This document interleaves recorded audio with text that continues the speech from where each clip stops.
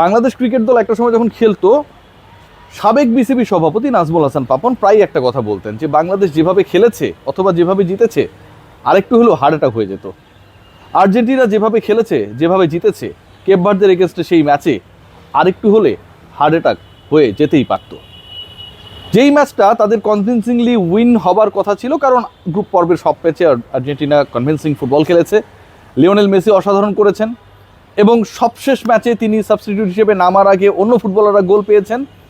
Cape ভার্দের এগেনস্টেও সেটার ব্যতিক্রম ছিল না। প্রথমে গোলটা আর্জেন্টিনাই করে 29 মিনিটে, লিওনেল মেসি সেই গোলের স্কোরার। এরপরে যেই ম্যাচটা একটা পর্যায়ে 1-1, 2-2, 3-2 এবং শেষ পর্যন্ত 3-3 হয়ে টাই ব্রেকারে চলে যায় কি না এরকম টেনশন নিয়ে যারা দেখছিলেন, অনেকের মনে আসতেও পারে এটা। আমার কাছে মনে হয় যে অনেকে আপনারা ভেবেছিলেনও যে ভাই তোরা প্রয়োজনে হাইরা যা, এই টেনশন থেকে আমাদেরকে মুক্তি দেয়, আমরা এই টেনশন করতে চাই না। সৌদি আরবিয়ার বিপক্ষে হারার পরে গত বিশ্বকাপে আর্জেন্টিনা প্রত্যেকটা ম্যাচই নকআউট স্টেজের ম্যাচ খেলেছিল গ্রুপ পর্ব থেকে, আর এবার নকআউট স্টেজে গিয়ে যেই ম্যাচ খেললো ইনফ্যাক্ট সেটা যেন আসলে একটা ফাইনাল খেলে ফেলেছে। যাই হোক, হার্ড অ্যাটাকিং এই ম্যাচে আর্জেন্টিনার জয়। অনেকগুলো দুর্বলতা এবং অনেকগুলো জায়গায় কাজ করতে হবে। আর্জেন্টিনা যে আলটিমেটলি প্রপার ফুটবল খেলছে না, ডে বাই ডে বিভিন্ন দলের যদি পারফরমেন্সের দিকে আপনি লক্ষ্য করেন তারা কিন্তু ইমপ্রুভ করেছে। ব্রাজিলের কথা বলতে পারি, despite being a fan of Argentina, ব্রাজিলের যে ইমপ্রুভমেন্ট সেটাকে আমার স্বীকার করতেই হবে। তারা যেভাবে বিশ্বকাপ শুরু করেছিল মরক্কোর এগেনস্টে ড্র করে, এরপরে যত গেমস এগিয়েছে, যত টুর্নামেন্ট এগিয়েছে, ব্রাজিল কিন্তু তত গোছানো হয়ে গেছে। স্পেন যেভাবে শুরু করেছিল কেপ ভার্দের এগেনস্টে ড্র করে, যত সময় গেছে তারা কিন্তু তত বেশি গুছিয়ে উঠেছে। But what about Argentina? যত সময় যাচ্ছে নতুন নতুন সমস্যা বাইর হইতেছে। আজকে এই সমস্যার সমাধান হচ্ছে, কালকে নতুন একটা সমস্যা তৈরি হলো। এই যে সমস্যার পর সমস্যা এবং এই সমস্যাগুলোর সমাধান এখন পর্যন্ত আমরা জানি না যে পাবে কিনা। নকআউট স্টেজে আর মাত্র 4টা ম্যাচে জিততে হবে এবং সেগুলো প্রত্যেকটাই কঠিন ম্যাচ। যদি আর্জেন্টিনাকে শিরোপা ধরে রাখতে হয় তাহলে কেপ ভার্দের এগেনস্টে দ্য ওয়ে দে পারফর্মড, সেই পারফরমেন্সটা আসলে কতটুকু আপনি আপ টু দ্য মার্ক মনে করেন for getting the championship again. এই ম্যাচে কেপ ভার্দে পরাজিত হয়েছে, হেরে গেছে। আবারও বলছি আর্জেন্টিনার ফ্যান হিসেবে, বাট তারা সবার মন জয় করে নিয়েছে। খেয়াল করে দেখুন যে একটা ম্যাচকে কেন্দ্র করে ওয়ার্ল্ড ওয়াইড টেলিকাস্টিং হাইপটা কোন লেভেলে ছিল। এশিয়ায় তো একটা বিশাল জনগোষ্ঠী রয়েছে যারা ফুটবলের ফ্যান, যদিও নকআউট স্টেজে মানে রাউন্ড অফ 16-এ এশিয়ার কোনো টিম নাই। এই এশিয়ায় যেই সময়টায় খেলার মানে টাইম লাইনটা দেয়া, যেহেতু ইউএসের সাথে ক্ল্যাশ করে, সেটা অনেকটা একটা অকওয়ার্ড টাইম, রাইট? এশিয়ার এখানে একটা বিশাল কন্ট্রিবিউশন রয়েছে। এশিয়ার মানুষজন খেলা দেখছে, অকওয়ার্ড টাইমে দেখছে। এখন পর্যন্ত এবারের ফিফা ওয়ার্ল্ড কাপে হাইয়েস্ট ভিউড ম্যাচ হচ্ছে আর্জেন্টিনা ভার্সেস কেপ ভার্দে। মানে একটা ম্যাচকে কেন্দ্র করে মানুষের আগ্রহের জায়গাটা কতটা হাই ছিল।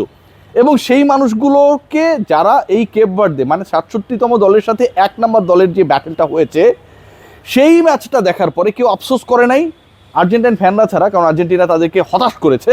কেউ আফসোস করে নাই যে আসলে আমরা কোনো একটা খারাপ ম্যাচ দেখেছি, আমরা এমন একটা ম্যাচ দেখে আমাদের সময়টা নষ্ট করেছি, এমন একটা ম্যাচ দেখে আমরা আমার ঘুমকে নষ্ট করেছি, যেই ম্যাচে আর্জেন্টিনার অপোনেন্ট কেপ ভার্দে তারা আলটিমেটলি প্রপার বা স্মার্ট ফুটবল ডিসপ্লে করতে পারে নাই।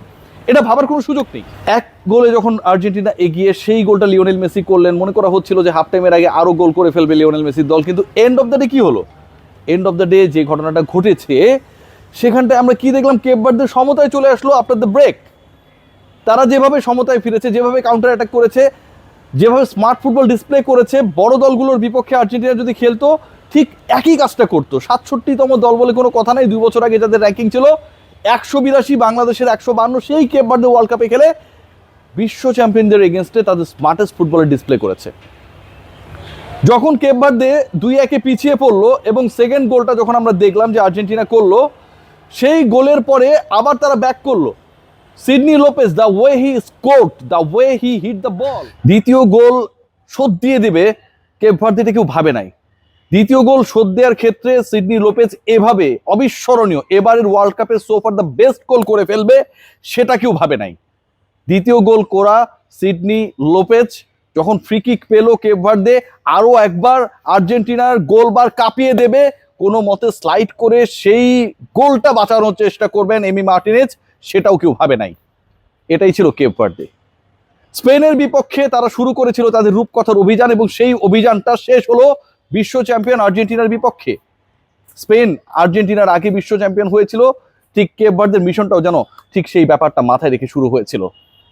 খেয়াল করে দেখবেন সেই ম্যাচে ভজিনিয়া, যাকে নিয়ে আলোচনা, আর্জেন্টিনা ভার্সেস কেপ ভার্দে ছাপিয়ে মেসি ভার্সেস ভজিনিয়ার যে আলোচনাটা হয়েছে, সেই আলোচনাটা যেন প্রমাণ করার জন্য নিজেকে যেন লিওনেল মেসির সাথে কম্পেয়ার করা হচ্ছে, সেই জায়গায় অসম্মানিত বোধ না করে তার দেশ, তার জাতি, তার ফ্যানরা যেই কম্পেয়ারটা করছে সেটা যেন সঠিক প্রমাণিত হয়, সেই চেষ্টা, সেই মন্ত্র, সেই প্রতিজ্ঞা নিয়ে মাঠে নেমেছিলেন ভজিনিয়া। স্পেনের বিপক্ষে 7 বার সেভ করেছিলেন, আর্জেন্টিনার বিপক্ষে সেই রেকর্ডটাকে আরো বাড়িয়ে দিলেন 8 বার।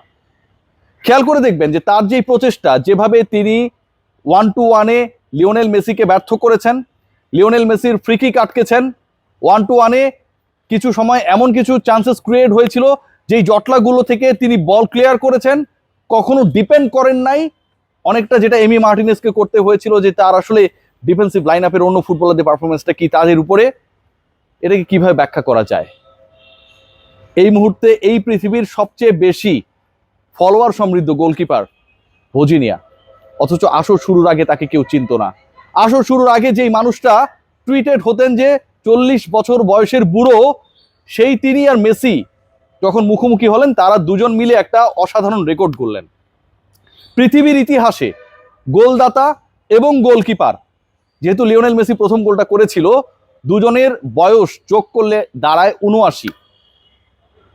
গোলদাতা এবং গোলকিপারের এই যে যুগলবন্দি, যদিও গোলটা রিসিভ করেছিলেন ভজিনিয়া, কিন্তু মেসির সাথে এই যে যুগলবন্দি, এই যে রেকর্ডে নাম উঠানো, 40 আর 39-এর খেলায় কখনো গোল খেয়েছেন, কখনো গোল আটকেছেন, এই যে হিসাব নিকাশ, সেটাকে আসলে কি বলতে হয়, রূপকথা।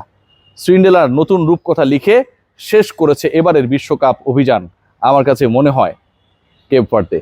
But the way they played, the way they executed, the way they take the exam of the Argentine defense lineup and their attacking lineup, অবিশ্বাস্য ছিল।